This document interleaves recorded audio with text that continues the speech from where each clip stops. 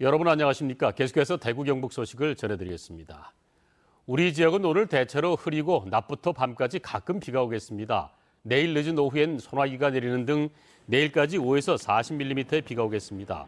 비와 함께 돌풍과 천둥, 번개가 예상돼 시설물 관리와 안전사고에 주의가 필요합니다. 오늘 낮 최고기온은 대구 구미 안동 27도로 평년 수준을 보이겠습니다. 대구 기상지청은 내일 대구의 아침 최저기온 19도, 낮 최고기온은 28도로 오늘과 비슷할 것으로 내다봤습니다. 어제 저녁 대구와 칠곡, 김천에 기습 폭우가 쏟아져 동대구역이 침수되는 등 피해가 발생했습니다. 또 칠곡에서는 강풍으로 쌓아놨던 대형 컨테이너가 쏟아지기도 했습니다. 양관희 기자가 취재했습니다. 동대구역 승강장 천장에서 물이 쉴 새 없이 쏟아지고 승객들은 물을 피하느라 정신없습니다.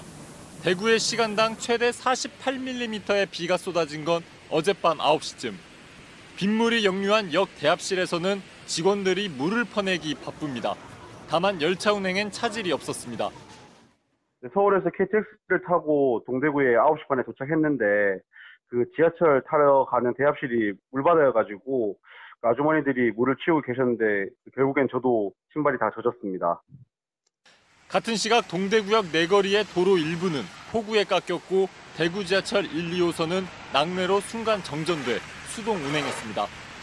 이에 앞서 어제 저녁 7시 10분쯤 시간당 최대 90mm에 가까운 비가 쏟아진 칠곡군에선 기차역 야적장에 쌓여있던 대형 화물용 컨테이너 3개가 도로로 쏟아졌지만 인명피해는 없었습니다.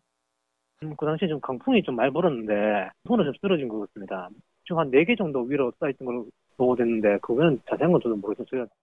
어제 호우주의보가 발령된 대구와 칠곡, 김천 등지에선 침수 등 20여 건의 피해가 잇따랐습니다. 대구기상지청은 서해상에 위치한 저기압과 동해 쪽 고기압 기류가 수렴하면서 폭우가 내렸다고 설명했습니다.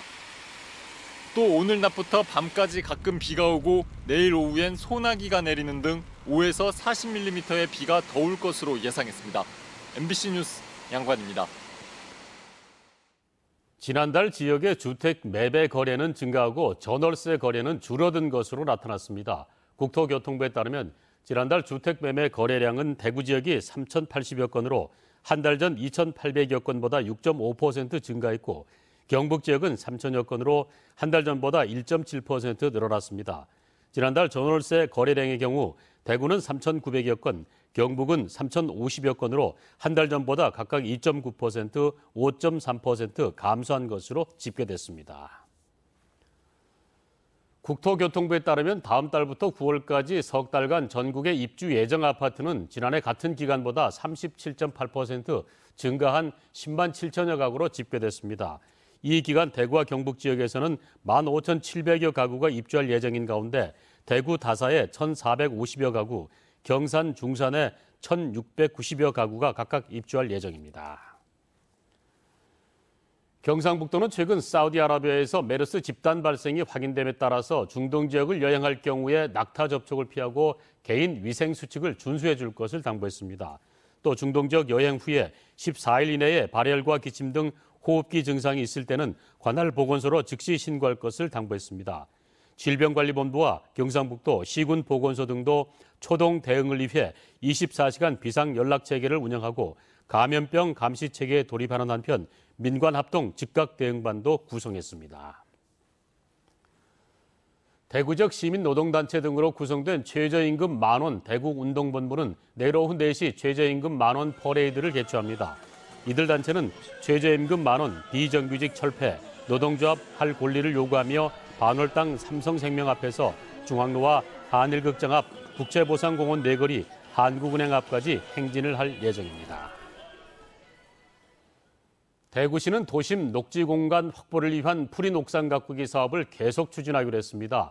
2007년 시작한 푸른 옥상 가꾸기 사업은 지난해까지 공공부문 45곳, 민간부문 390여 곳이 참여해 8만 4천여 제곱미터의 녹색 공간을 조성했고 올해는 10억 원을 투입해 38곳에 추진하고 있습니다.